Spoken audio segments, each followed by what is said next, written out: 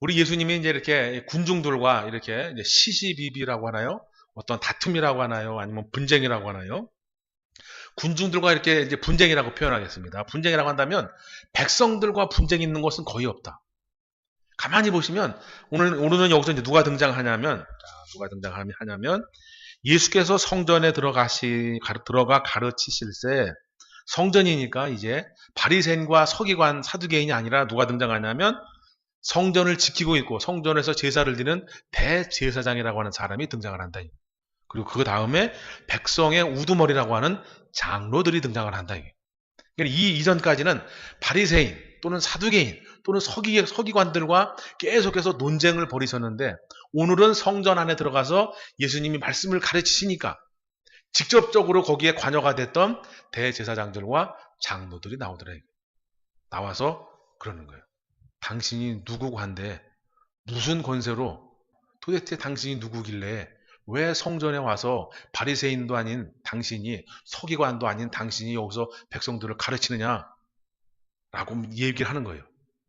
근데 여기서 예수님이 내가 이래서 가르친다라고 말씀을 안 해주시는 거예요. 왜 안 해주시냐면 이 대제사장들의 생각을 백성의 우두머리인 장로들의 생각을 우리에게 알려주시기 위해서 예수님이 듣고 대답하시는 것이 아니라 듣고 다시 되려 반문, 질문을 또 하시는 거예요. 그래서 그 질문을 통해서 그들의 생각을 들춰내고 그들의 생각을 우리가 이제 엿볼 수 있는 거예요.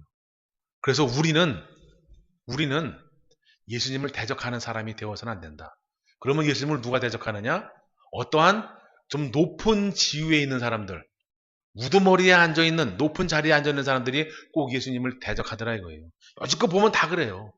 바리새인이 했고 사두개인이 했고 서기관이 했고 대제사장들이 했고 그 다음에 장로들이 한 거예요.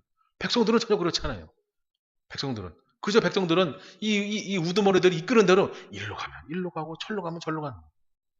근데 참 애석하게도 이 이스라엘의 우두머리들은 다 눈이 멀었다. 그래서 소경이 소경을 인도하는 모습이다. 그래서 오늘 이들이 왜 소경인지를 알려주시는 거다라는 거예요. 잘 보세요. 자기 스스로 고백을 합니다. 자기 스스로. 무슨 권세로 내가 여기서 이러냐고? 그래, 내가 한번 질문해 볼게요. 너희들에게. 자, 나도 한 말을 너희에게 묻겠다. 너희가 대답하면 내가 알려줄게. 자, 그러면서 뭐라냐? 요한의 세례가 하늘로 서냐, 땅으로 서냐? 묻는 거예요. 그랬더니 여기서 그들이 이제 본색이 드러납니다. 저희가 서로 의논하여 가로되 만일 하늘로 쏘다라고 하면 왜 안 믿느냐? 자기들 스스로 아는 거죠. 세례 요한을 믿지 않는 걸 자기 스스로 고백하는 거예요. 고백하면서도 자기가 뭐 하는지를 모르는 거예요. 세례 요한의 인지도를 이 대제사장들과 장로들은 알고 있는 거예요. 그리고 심지어 장로들은 세례 요한을 무서워해요. 왜냐하면 많은 백성이 그를 선지자로 여기거든요. 그 백성의 우두머리가 장로들이고 그러니 이 백성들을 무시할 수 없는 게 또 장로예요. 근데 백성들이 세례 요한은 하나님이 보내신 선지자야. 하나님이 쓰시는 종이야. 그런데 당신들이 무시해? 그럼 너 잘라. 새로운 장로 뽑아. 이래서 내 자리를 빼앗길까봐 이거 하늘로서 왔다 그러면 이거 내가 안 믿는 사람이 되고 또 이렇다고 얘기하면 저렇다 그럴 것 같고 그래서 지금은 우리가 잘 모르죠. 내가 믿음이 있는지 없는지는 잘 모릅니다. 그런데 어느 시기가 되거나 또는 내 위치가 조금 이렇게 위험에 노출됐을 때 내 자리를 빼앗길지 안 뺏게 할지 그 위치에 왔을 때 그런 환경에 노출됐을 때 내 믿음이 드러나기 시작하는 거예요. 예수님이 등장하기 전까지는 대제사장이나 이 장로들은 백성들의 총망을 받는 사람들입니다. 야, 어떻게 모든 생을 버리고 저렇게 여호와를 위해서 평생을 살아가나? 저 장로님들은 우리를 위해서 이렇게 애쓰고 힘쓰고 고생하는 분이야. 우리가 저들을 잘 섬겨야 돼. 그런 자리에 있던 사람들이에요. 그런데 예수님이 딱 등장하면서 그들의 실체가 드러나기 시작하는 거다. 이걸 바꿔서 말하면 내가 예수님의 말씀을 믿을 때마다 예수님의 말씀을 믿고자 할 때마다 나 역시 믿음이 있는지 없는지 내 실체를 파악할 수 있다. 지금의 깨달음이 있어야 내가 지금 하나님 앞에 쓰임을 받고 지금 내가 간절함이 있어야 하나님이 나를 돌아보신다 이거예요. 그래서 우리는 망상, 망각 이것이 아니라 늘 깨어있는 근신이 필요하다. 근신. 그러려면 하나님의 말씀으로 자꾸 나를 이렇게 깨워야 된다. 깨워야 된다. 나를 깨워서 내가 어제는 좋은 믿음이었는지 모르지만 오늘은 아니었구나. 내 실체가 믿음 있는 줄 착각했구나. 이걸 아셔야 된다. 그렇지 않으면 자, 어디를 먼저 한번 보실까요? 44절, 21장 44절 한번 읽어주시기 바랍니다. 시작. 아멘. 이 말씀이 무슨 뜻일까요? 사람입니다. 자, 여기 이제 돌이 있어요. 이렇게 돌이 있습니다. 돌이 있고, 그 다음은 뭐냐? 이제 사람이 이렇게 요 위에 있고, 돌이 이렇게 밑에 있는 겁니다. 자, 성경에서 이 사람은, 이 사람은 나를 의미하는 거예요. 나 자신을 의미하는 거고, 이 돌은 성경에서 누구냐? 예수님을 의미하는 거예요. 예수님을. 똑같은 사건인데 내 머리 위에 돌이 있느냐, 내 발 아래 돌이 있느냐에 따라서 전혀 다른 사건이다. 이거. 그럼 무슨 사건이냐? 내 머리 위에 돌이 있다는 얘기는 이것은 뭐냐? 이 돌이 내 머리를 내려친다는 얘기잖아요. 이것은 예수님의 심판을 말하는 거예요. 심판을 말하는 거고, 내가 돌 위에 떨어지는 거예요. 떨어지는 거. 이거는 뭐냐? 이 돌은 마찬가지 예수님인데 내가 말씀으로 나 자신을 깨 부순다는 얘기가 되는 거예요. 돌이 나를 쳐서 나를 죽이느냐, 내가 돌 위에 떨어져서 나를 깨느냐, 이런 이야기가 되는 거예요. 그래서 우리는 내 머리 위에 돌이 있어서는 안 된다. 내 발 아래에 돌이 있어야 되는 거예요. 그래서 예수님의 말씀으로 나의 생각을 깨부수는 거예요. 옛사람의 생각을 깨붓고 옛 생각을 깨부숴서 하나님의 사람으로 변화가 되는 거예요. 이 단순한 거 하나를 참 그래도 내노라는 대학에서 모른다. 이게 몰라. 역사적으로는 잘 알지 모르겠지만 성경을 이해하는 건 하나님의 특별한 은혜가 있어야 된다. 그래서 돌은 예수님을 상징하고 이 사람은 나를 상징하는 거다. 그래서 내가 신앙생활 하면서 교회 다니면서 가만히 있고 그냥 남들 가는 대로 이렇게 가면 언젠가는 예수님이 나에게 심판을 하시겠다는 거고, 내가 교회를 다니면서 하나님의 말씀으로 변화된 삶을 살고 나의 옛것, 이 육신의 것 이런 것들을 다 깨부수면 하나님의 은혜와 축복이 임하겠다, 이런 뜻이 되는 거예요.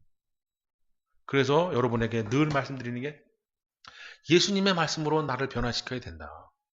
그리고 예수님의 말씀으로 내가 믿음이 있는지 없는지, 또 믿음이 있다라고 착각을 하는지를 자꾸 들춰내야 되는 거예요. 들춰내야 돼. 믿음이 없다면 믿음 갖기를 노력하시고, 내가 착각하고 있다면 착각을 벗어버리셔야 된다.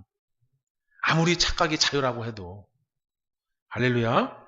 그래서 다시 본문으로 넘어오겠습니다. 그래서 예수님이 이제 이 백성과 대제사장들과 이 장로들이 예수님을 넘어뜨리려고 하고 예수님을 갖다가 백성들에게 조롱거리를 삼으려고 했는데 오히려 자기들이 당하고 자기들의 실체가 드러난다. 그래서 하늘로 쏟아 그러면 왜 안 믿냐 할 것이고, 그 다음에 사람에게 쏟아라 그러면 저희 백성들의 그 눈총, 백성들을 의식해서 예수께 대답하여 가로되 모르겠는데요 그러는 거죠. 그랬더니 예수께서 가라사대 나도 무슨 권세로 이런 일을 하는지 너희에게 말하지 않겠다 이거예요.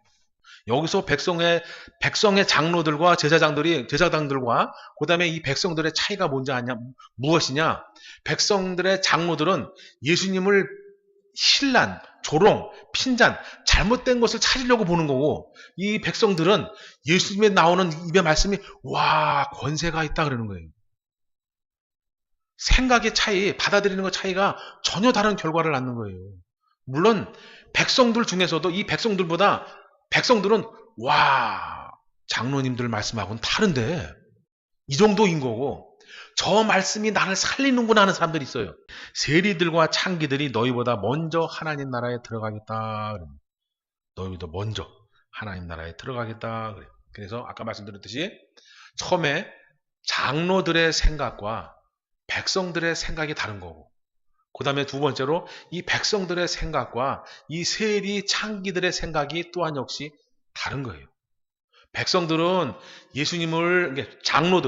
장로들은 예수님을 갖다가 믿지 않고 그 잘못됨을 드러내기 위해서 예수님을 이렇게 바라보는 자들이고, 그 다음에 백성들, 많은 무리들은 와 장로들하고는 다르네 그러는 거예요.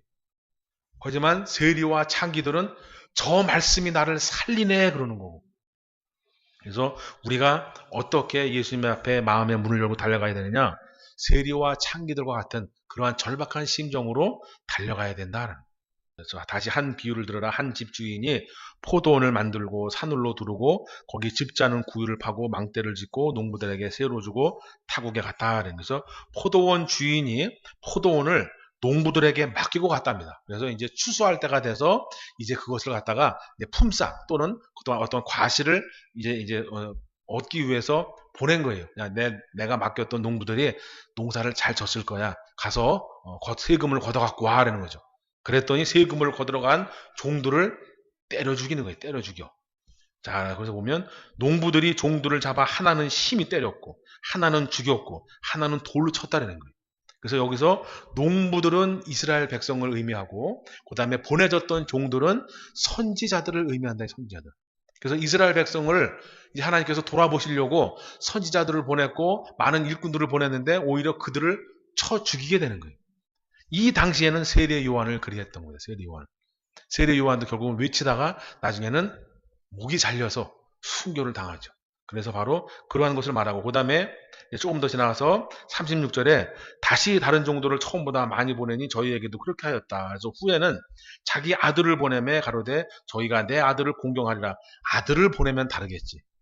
종들은 그렇게 죽였어도 아들을 보내면 다르겠지. 그래서 농부들이 그 아들을 보고 서로 말하되 이는 상속자니 그 상속자니 죽이고 그의 유업을 차지하자 그래요. 그래서 그 아들은 예수님을 의미하는 겁니다. 그래서 하나님께서 이스라엘 백성을 택하시고 그들에게 지경을 허락해 주시고 거기서 영육간에 하나님의 풍성한 열매를 맺어서 하나님 앞에 영광 돌리기를 원하는데 그들이 자꾸 타락을 하고 열매를 갖다 맺지 않는 거예요. 그래서 선지자들을 보내고 많은 일꾼들을 보냈는데 오히려 그 일꾼들을 다 죽이고 선지자들을 죽이는 거죠. 그래서 안 돼서 아들까지 보냈는데 결국은 그 아들도 죽인다라는 거예요. 그래서 이것은 앞으로 예수님이 가셔야 될 길을 확실히 그들의 실체, 이 일을 이렇게 도모하는 그들의 실체를 보여주시는 거다. 이렇게 보시면 됩니다. 그래서 38절 이제 유업이 차지하지 않고 39절에 이에 잡아 포도원 밖에 내어 쫓아 죽였다. 그래서 그러면 포도원 주인이 올 때에 이 농부들을 어떻게 하겠느냐는 거예요. 요거를 그 앞에 있는 대제사장들과 백성의 장로들과 많은 백성들 앞에서 예를 들어 설명하는 거예요. 그들의 사고 방식과 같게 그들이 이해할 수 있게끔 설명해 주죠. 그랬더니 그들이 듣고 그러는 거예요. 야, 어디 그렇게 악한 종들이 다 있대요. 그 악한 종들은 다 때려 죽여야죠. 어떻게 주인의 은혜를 무시하고 그렇게 할 수 있냐고 그러는 거예요. 근데 사실 자기들 얘기인 거죠. 자기들이 그렇게 하고 있는 거예요. 백성들을 하나님 앞에 올바로 이끌어야 되는데 잘못된 길로 소경이 되어서 소경이 인도하니 다 구렁텅이에 빠지는 역사가 나타난다. 그래서 42절에 예수께서 가라사대 너희가 성경에 건축자들의 버린 돌이 모퉁이의 머릿돌이 되었나니 이것은 주로 말미암아 된 것이요 우리의 눈이 기이하도다 함을 읽어본 일이 없느냐. 그러므로 내가 너희에게 이르노니 하나님 나라를 너희는 빼앗기고 그 나라를 열매 맺는 백성이 받겠다는 거예요. 그래서 이 말씀은 그 앞에 있는 대제사장들과 백성들을 미워해서 그러는 게 아니라 그들을 돌이키기 위해서 한번 일침을 가해 주시는 거다 이거예요. 자, 너희들 지금 막 울분을 토했지. 어떻게 그런 종들이 있냐라고 막 그런 농부들이 있냐고 화냈지. 너희가 그런 거야, 너희가. 그럼 너희가 그런 거니까 너희가 돌이켜야 돼 그러는 거예요. 근데 이들은 못 알아듣죠. 여러분 욕심이 왜 무서운지 아십니까? 욕심과 분노의 공통점이 있습니다. 욕심과 분노의 공통점이 있는데 무슨 공통점이 있냐? 욕심이 들어가고 분노에 차면 눈이 다치는 거예요. 사람이 화가 나면 눈앞이 안 보여요.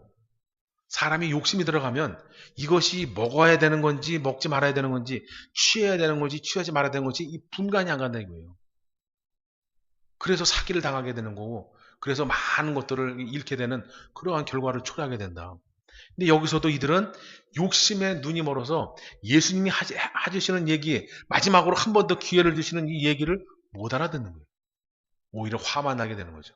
그래서 그 다음에 뭐냐 그래 오히려 차라리 버린 돌이 모퉁이의 머릿돌이라고 하는 것은 이거죠. 건물을 지을 때 처음 시작하는 첫 단계를 말하는 거예요. 기준점을 말하는 거죠. 그 기준점이 딱 시작이 돼야 그 다음부터 돌을 쌓아가면서 하나의 건축물이 완성이 되는 거죠.